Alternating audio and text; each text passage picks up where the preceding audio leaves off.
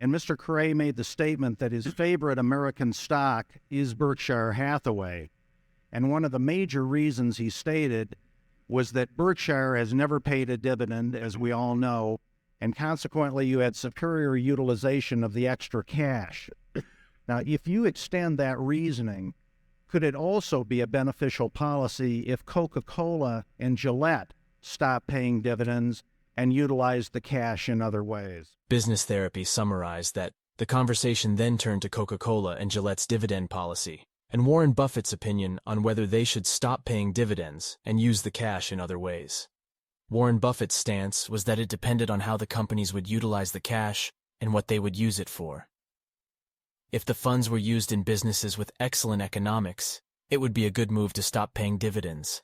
Well, it depends what they could use that, how they would utilize the cash, what they could use it for. Those are more focused enterprises than Berkshire, at least in terms of products. And they, I think, I commend managements that have a wonderful business for utilizing cash in those wonderful businesses and businesses that they understand and will also have wonderful economics, and for getting the rest of the money back to the shareholders. So, Business Therapy summarized that Warren Buffett believed that Coca-Cola was doing the right thing by utilizing its cash to expand into new markets and then paying a dividend that distributed cash to shareholders. This strategy benefited everyone involved.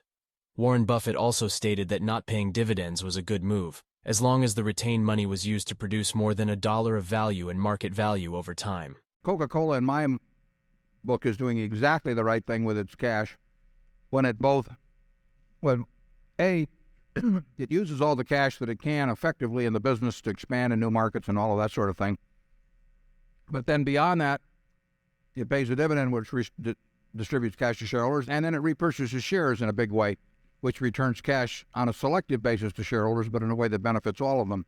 So you will benefit from us not paying dividends just as long as we can use every dollar we retain to produce more than $1 of value and of market value over time.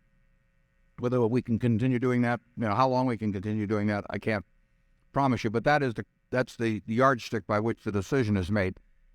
And that is the yardstick, I think, by which Coca-Cola is making the decision too, and I think that they deserve great credit for exercising the discipline to quit when they using cash when they've run out of the opportunities to use it well, and then to further deploy it advantageously by repurchasing shares. I think one of the things I admire about my friend Bill Gates, he's got $4.5 billion of cash in Microsoft, and there are very few managements could stand having $4.5 billion of cash and not doing something unintelligent with it. So far, it's made sense for us to retain everything we earn, and I think it'll make sense for a while longer, but it may not make sense indefinitely. In terms of not paying dividends, we don't pay dividends because we think we can turn every dollar we retain into more than $1 of market value. I mean, the only reason for us to keep your money is if it becomes worth more by us keeping it than it would be worth if we gave it to you. Business Therapy summarized that Warren Buffett emphasized the importance of retaining every dollar into more than $1 of market value. The only reason to keep someone's money was if it became worth more by keeping it than it would be worth if given back. Warren Buffett believed that if they could create more than $1 of market value for every dollar they kept, the individual would be better off. And if we can create more than $1 of market value for every dollar we keep, you're better off whether you want to take that dollar out by selling a little piece of your stock or whether you continue to leave it in. That's the test. If we come to the conclusion that we can't do that, and we could come to the conclusion sometime, then we should distribute it to you.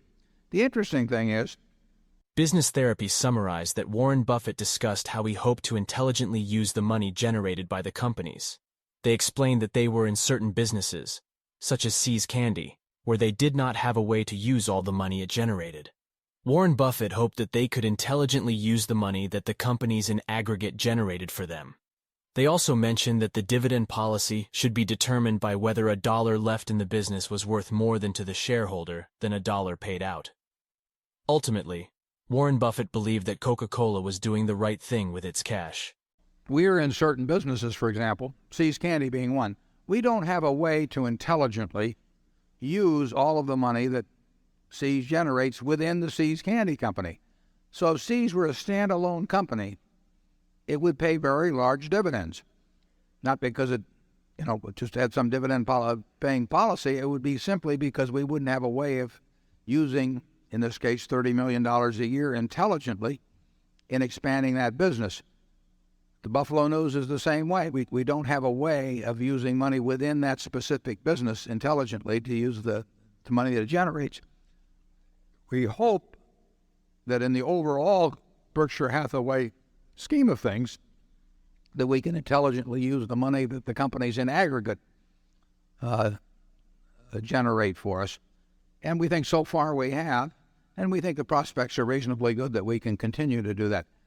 But dividend policy should really be determined by that criteria, also bearing in mind the possibilities of repurchase of stock too, but they should be determined by whether a dollar left in the business is worth more than to the shareholder than a dollar paid out. Someplace like Coca-Cola, if Coca-Cola had paid no dividends and simply repurchased shares and developed the bottling system and done the things that they have, the shareholders probably would have been even better off. They've been sensationally well off as it is, but they probably would have been even better off than they have been with the dividend policy they have had. And that's Gillette and Disney and the companies of that sort that have got these terrific opportunities to use capital within the business or to repurchase shares of a company that simply can't be replaced. If that usually is the best use of capital, it's probably better than dividends.